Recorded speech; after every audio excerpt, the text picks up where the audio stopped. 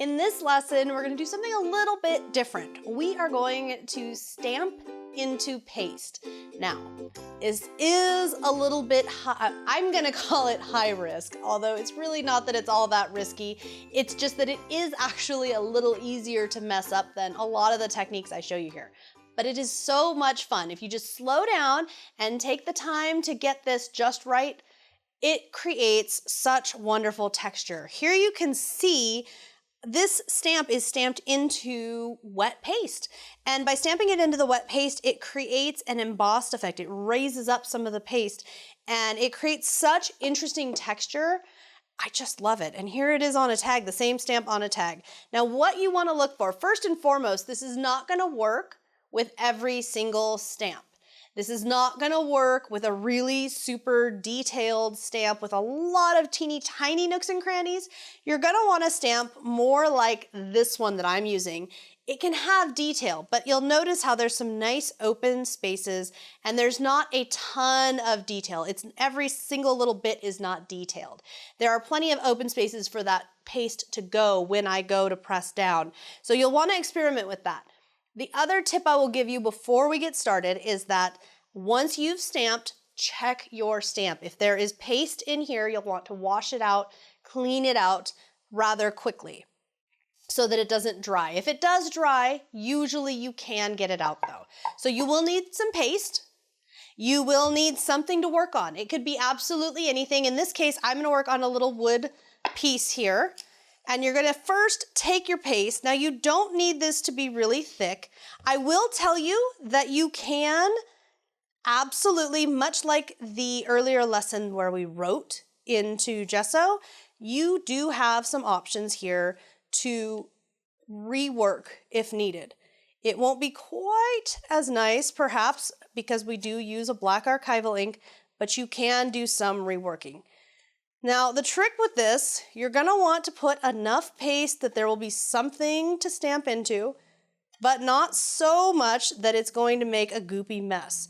And you can experiment with this by not inking your stamp. If you want to experiment and see if you have it right first, just stamp with no ink whatsoever. If you stamp with no ink, and by the way, that's an option overall anyhow, if you stamp with no ink, it's going to give you the embossing, just not any of that extra detail. Now this is pretty thin here. I think I've got a good amount, but to make extra sure that this is going to work, this part is a little tricky. Not really that it's so much tricky, but you don't want to go too far. You do want to heat this just a little bit. And if you test it with your finger, you don't want it to be as wet as it was in the jar. You want to have it it wants to dry off just a little bit. Just enough so that, like, watch, if I touch that with my finger, that's perfect. This over here is not. So you'll want to just kind of quickly and gently go over this. And once it starts to form kind of a skin, we're ready. So take our archival ink because it will not react with any color mediums later. Ink up our stamp real nice, and then pick a spot, any spot, and press. Then lift, and if it wants to stay stuck, you may need to help it out a little bit. And here is what happened. As you can see, I've got some yucky spots, but I have some nice spots. What does that mean? When you see something like this, and I'm showing you my mistakes because they are going to happen, it's worth it. It's so much fun, it's totally worth it. If you get all of this yuck, what it means is things were a little too thick and these areas were a little too wet. These areas where it was dry enough, it pressed in just fine. These areas that had not been dried enough, it did not. What can we do about this? Well, it's really easy. We're just going to add a little more paste, just a little bit. Okay, and we're just going to smooth over our stamp. Another option, if you had a lot, if you can see, I can smooth over that area, clear it off, and add more. Now you may want to, in this case, mine has dried enough just from me talking to you that I want to scrape off the paste. The reason I want to scrape off the paste is once it starts to really dry, and it really starts to dry and set, it becomes a little chunky and not in a fun way, and it is not going to be a good consistency, a good texture. There's going to be lumps, and we don't want lumps in our paste. We just want our paste to look really nice and smooth and set up a really nice background for our piece. So we'll just reset it a little bit here, and as you can see, it's okay. I mess up too, we all do. The key is let yourself experiment, let yourself test. On this, if it's your first time, you know, a tag might be a really good option so that you can be absolutely sure that if you do completely mess up, you haven't ruined anything and you can just carry on with a new tag. For me, I will need to clean the stamp off totally before we can re-stamp, but that will give this a little time to air dry and set a little bit. I've given this a few minutes and I can feel that it's most of the way dry, so I'm confident we'll be good this time. Honestly, I'm glad that it messed up the first time, only because I think it's important to remember that sometimes it doesn't quite turn out the way you think. Sometimes you would roll with it. For example, if it was in an area that you intended to cover with embellishments, like over here, we would just let it be. But if it's all over, then you'll probably want to redo, and as you can see, it was really easy to redo. So don't stress, don't worry, this is so much fun and just totally worth it. So I will do it once again, pressing my stamp in all over. I just want to make sure to press hard enough, aha, that everything is good. Now, if you don't get a great stamp impression in a couple of spots, for example, right here in the middle of this flower, it's not a fantastic impression.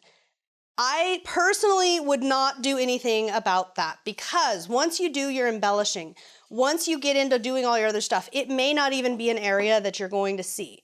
So once you have stamped, now it's time to color. And this is one of my favorite things, because the paste, you may recall earlier in this class, I mentioned how paste and different materials will really take on color. And this is one such example. The paste loves the color, and it is going, I'm gonna use watercolor. You could use anything you like. I don't need to wait for it to dry any further. I don't need to wait because it's already probably halfway or close to all the way dry. I can go ahead and start coloring. And I can color any colors I like. I could color any amount I like.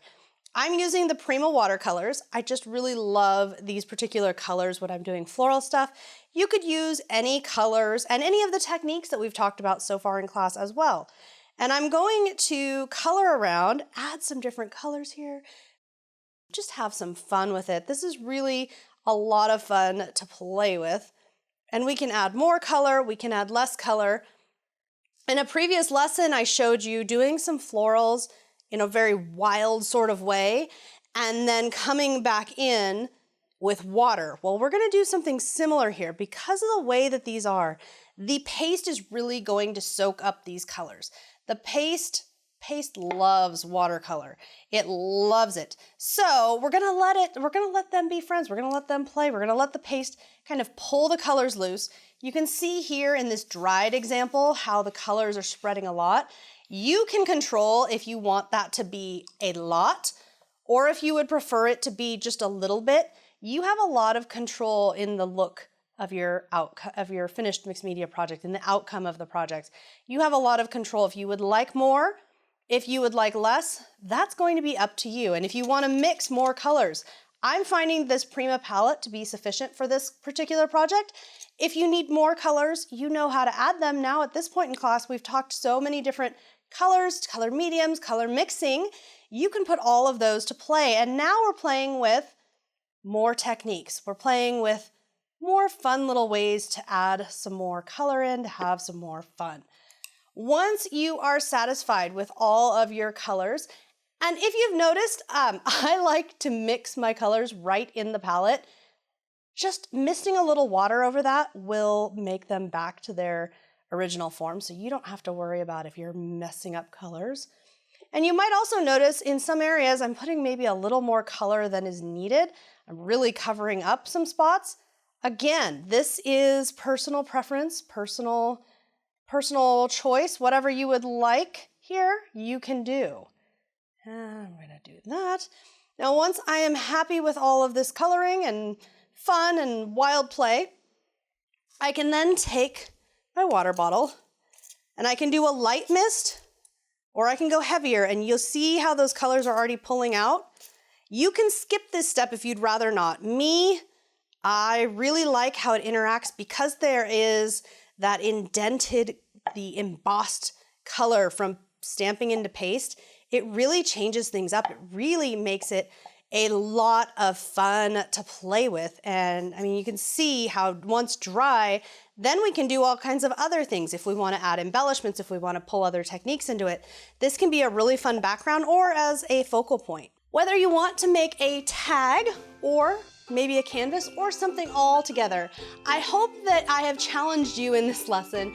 Go ahead and try something that maybe the technique is a little more sensitive, maybe it takes a little more practice, but go ahead and test it out, see what you think, and see what stamps you have that would maybe be great stamped into paste.